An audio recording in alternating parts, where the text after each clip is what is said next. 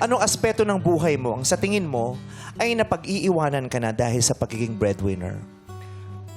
Para sa akin po, dalawang letter P yung napag-iwanan na sa akin.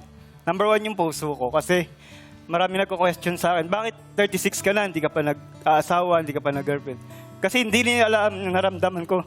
Yung sakripisyo ko sa pamilya ko na mas pinili ko yung pamilya kaysa yung pansarili kong pagmamahal sa ibang tao. Kasi kahit iwanan ka ng mga partner natin, pero yung pamilya mo kahit talikuran ka niyan, pag bumalik ka sa kanila, babalik pa rin sila sa'yo.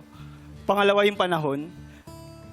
36 na ako pero ang dami ko palang nasayang na panahon during my time na hindi ko na kayang balikan kasi ang daming nasayang, ang daming pagkakataon, ang daming opportunity na sayang. Pero kahit nasa gantong age na ako, I feel blessed pa rin kasi yung family ko nandyan para suportahan ako, even my friends and mga katrabaho.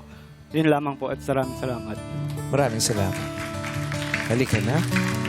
Totoo naman, ang daming breadwinners na, yun nga, hindi na sila magjojowa, di ba? O hindi na magpapakasal, hindi na makakapagpakasal Sasakripisyo kasi sila. hindi nila, iniisip nila, pag umalis ako sa bahay, nagpamilya ako, paano itong mga Yes.